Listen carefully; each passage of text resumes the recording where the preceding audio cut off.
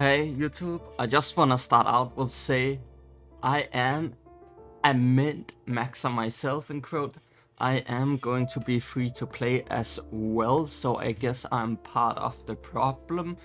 I just wanted to talk about this topic because I've seen a lot of people saying they're going free to play. A lot of the big CCs say they're gonna go free to play. It's the best gacha game to ever go free to play, because you can basically clear almost any boss with a level 1 character, as long as you're good at the combat. While as in Genshin or Tower Fantasy, those are the only two gacha games I have played, you can't really do that. You have to reach a certain stat threshold. Obviously, with hologram being a timed fight, you do kinda have to reach some kind of stat threshold to kill it in time, but it's way more free to play friendly in the sense that you can make up for a lot of lack of stats in being good at the combat because of all the parry mechanics and the dodge timers, basically making you take 0 damage whatsoever, while in other gacha games you will always be taking damage. You can't really avoid taking damage almost.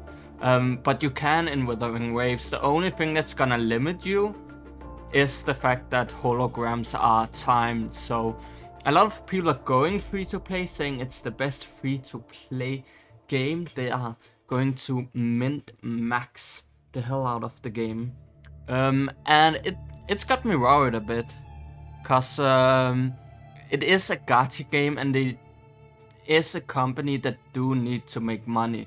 They have spent a lot of money for advertising, reworking the entire game from CBT1 to CBT2. That ain't cheap. That ain't cheap. That cost a lot of money and a lot of man hours to get that done. It isn't cheap. The advertisement in Times Square, that isn't cheap. That's expensive. The road tour across USA, maybe not the most expensive thing, but that isn't cheap either. And a lot of these things, they do cost a lot of money along with the production of the game. And to my knowledge, Kuro Games has made some good games like Punishing Grey Raven PGR. I don't know if they made any other games, but they are a pretty small studio to my knowledge. So the budget isn't the biggest in the world. So they are limited by money in some sense, most likely, and they do have to make money back to be profitable to keep the game running.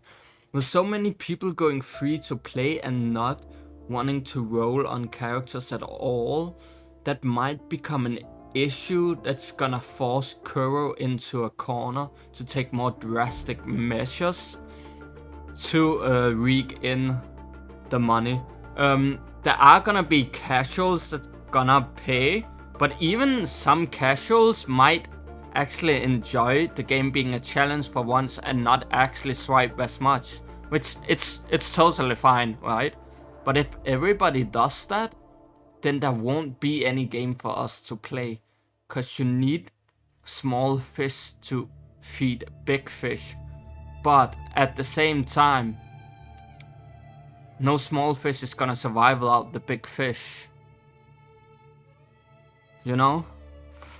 So we need both. We need both whales and mint maxers in the game for the game to survive. And I'm just worried about the amount of people that's going to mint max.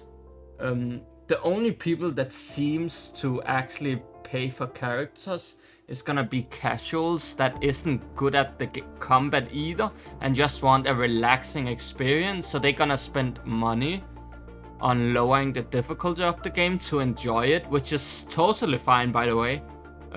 Play the game in any way that makes it the most fun for you. That's always the most important part. But it might force Kuro into a corner, like I said, and it might force them to make characters, limited characters in the future, power creep older characters a lot more, and then implement harder content that has limited time to clear, in a sense that you can't really clear it with a free-to-play character, and you would need to spend some form of money to reach the DPS threshold to clear it, because you're gonna need the new limited characters that are power creeping the older characters. Which I really hope they don't do, because if they go down that route, the game will die really, really quick. Another route they could go is adding expensive costumes for characters that people will buy. I'm sure some of the free-to-play content creators would be willing to buy cosmetics as long as it doesn't affect their account power. That way they can still technically stay free to play while supporting the game. And this is the route I hope Kuro Games does go down. I have heard from people that PGR had really good skins that you could buy for the characters. So I'm hoping Kuro Games goes down that route and add a lot of cosmetics to the game that people can spend money on to support the game to keep it going with the amount of people that are going to be free to play. Yeah, instead of like power creeping characters and going down the bad gacha route that so many gachas do go down. That's just what I'm worried about. So in a sense, with if we have too many mint maxers, it will absolutely kill the game. There's no doubt about that. And yeah, I'm a bit worried about that. That's probably my biggest concern about the game right now. Because with Kuro Games, they've pretty much, like, they've been really insane with the feedback. They're obviously really generous with their launch rewards. We're gonna have to see how the game progresses with the rewards. Are they gonna completely screw free to play over in the later stages of the game, or are they gonna continue to being somewhat free to play friendly? Because I think that's important. And honestly, I'm really satisfied with how it is. I don't play a lot of gacha games because I do think it's a very predatory marketing, which is also why I choose to be free to play. Because I don't really want to support that, but I also do want to play games that I think are fun. So I am gonna play the games regardless of the marketing. I'm just not gonna support the marketing if it's a gacha game. But that doesn't mean I don't want other people to support the game so I can play it. But obviously I want people to do it responsibly and not be taken advantage of. I obviously prefer that. But the game is gonna die if there is too many mint maxes, and Kuro might actually kill the game by accident in that case, which I really hope isn't the case. But people have said they have a good track record. I have to see that for myself. I mean, Hoyoverse is supposedly has a good track record with Honkai Star Rail, but after I played Genshin, I wouldn't play another game from them, honestly. Like, I wouldn't play another game from them because of how the devs are. And I mean, they have kind of ruined their rep for me, honestly. And I mean, it's also a turn-based games. I don't like turn-based games, so I probably just won't ever touch a game from that company because I just didn't like how they did in Genshin. And if you ruin your reputation once with me, it's really hard to fix it, unfortunately. I played way too many games with companies that they make the same mistakes over and over again, and it's another ArcH fresh start server, you know what I mean? Yeah, I don't want to go down that route again. I spent too much time there. But yeah, that's basically everything for this video. It's just a short little video talking about the concerns I have with the amount of content creators that are going free to play.